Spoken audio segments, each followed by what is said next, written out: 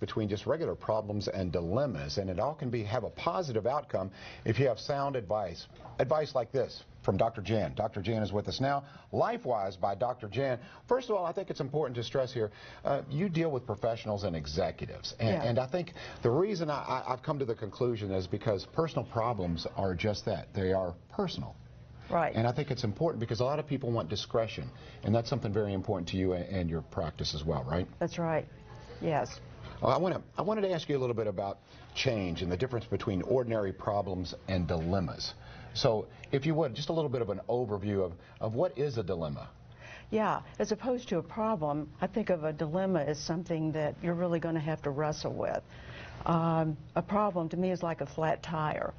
If you have a flat tire, it's pretty obvious what the problem is. What you need to do about it is crystal clear. You get that done. It's relatively simple and quick compared to the kinds of things I'm working with, and then you're on your way. But with a dilemma, there's usually three aspects to it. It's not that simple. It's not going to be that quick and easy. And it's usually going to involve some kind of change and doing something different than you're doing now. So that's going to... Yes, that changes things quite a bit. Yeah. So when you're dealing with the executives and professionals, a lot of that whole mantra, that A-type personality is, I've got to win, I've got to be better today. And sometimes that can get in the way of happiness. So that's a dilemma. It's like, how can I remain successful, but maybe change the parts of my life to make me happier? Is that something you deal with often? Yes. What that reminds me of, there's a book that came out a few years ago called The Top 5 Regrets of the Dying. And I related to that because I did about 15 years of grief counseling for hospice. That was my major charity thing that I did, and I really enjoyed it.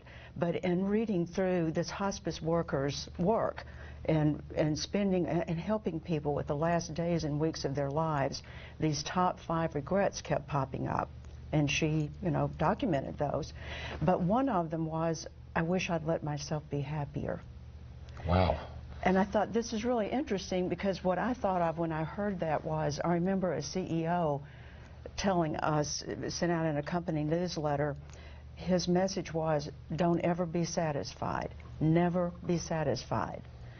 And you see the wrestling? Yes. And I think that's a dilemma. Yeah, that's what's behind it is, I want to be happy, but how can I do that? Can you help me do that? Show me how to do that without losing my drive to succeed, to achieve, to do better. That's a dilemma, learning how to do that. So as far as the aspect of change, okay, so can it be easier than people think? Can it happen quicker than people think? Tell me a little bit about that change movement.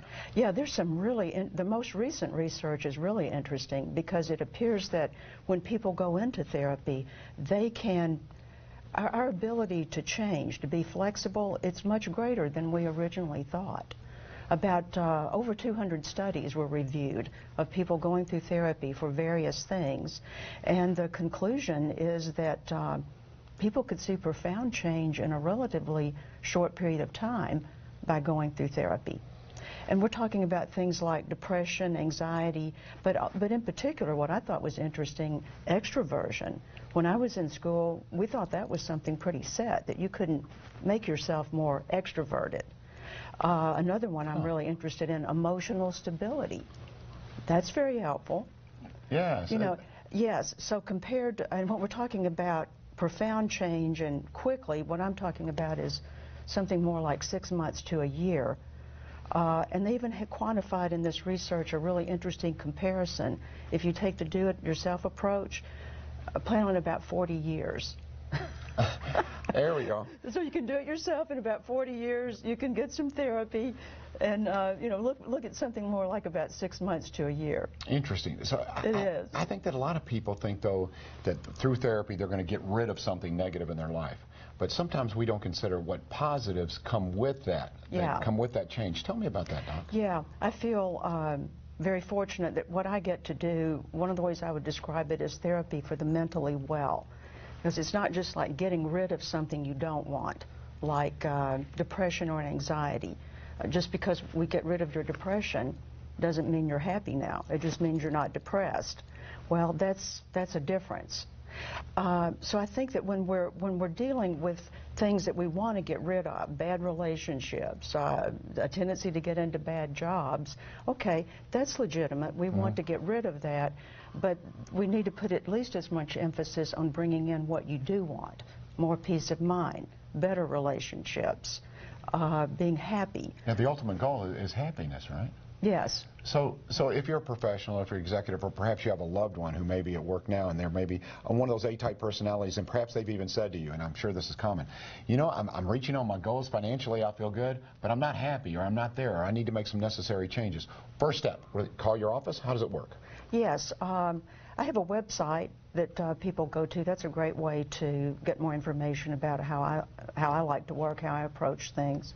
I have some blogs on that website. I also write for a magazine called MD Update, and all my articles that are published in that magazine are also put on my website. So there's your website right there on the screen. Okay. So again, and I think it's important to emphasize, because a lot of folks, as I said, they're personal problems. Discretion is important to you. You don't have this big sign on your door, so if you pull up, it's not like everyone's going to go, oh, they must be getting therapy. This is a little bit different, and I think that's essential. I do too. I'm just so glad I started doing it that way, because it makes such a difference. You know, there were 3 things identified that, you know, what is it that made this profound change happen? Well, one of the things was the supportive relationship.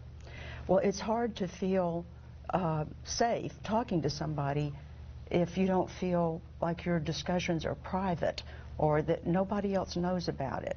It's really hard to talk about things that really bother you.